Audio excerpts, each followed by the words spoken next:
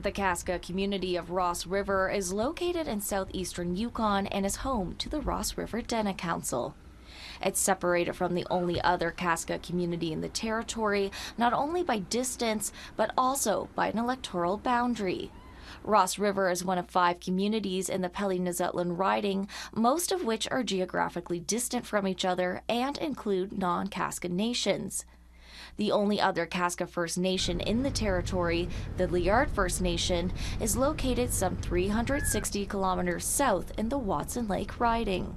We've been split up between jurisdictions, and those political ridings aren't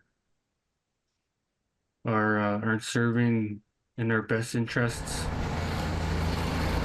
But that might soon change, according to a new interim report by the Yukon Electoral District Boundaries Commission. The commission is required to review existing electoral districts to ensure effective representation in the Yukon Legislative Assembly.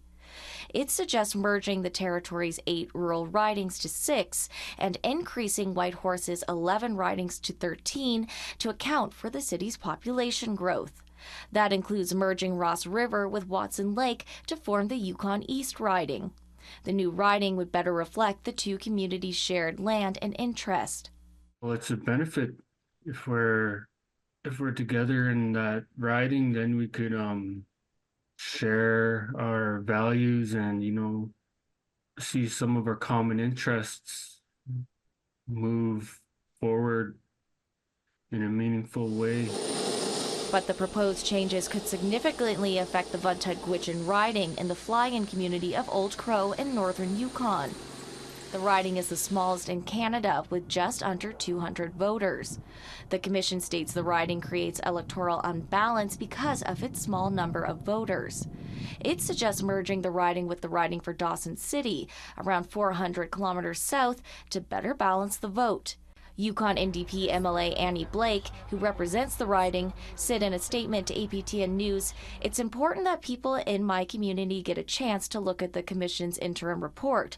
There's a lot to consider as the Commission continues its work, and I'll be listening to what people in Old Crow have to say." But a retired clerk for the Yukon Legislative Assembly says the proposed merge could have consequences. In the last general election, I think there were about 8 times as many voters in Dawson City as there were in Old Crow. So the likelihood that anybody from Old Crow is going to get elected or perhaps even nominated is going to be very low. McCormick worries reducing the number of rural ridings will cause people living in communities, especially rural Indigenous people, to feel underrepresented in the Assembly. But I think it's something that the members of the Legislative Assembly have to consider, is that what is the legitimacy of the Legislative Assembly to rural Yukon if the representation from your rural Yukon keeps going down? The Commission is holding public hearings on the proposed changes in Yukon communities until mid-June. Its final report will be released in October. Sarah Connors, APTN National News, Whitehorse.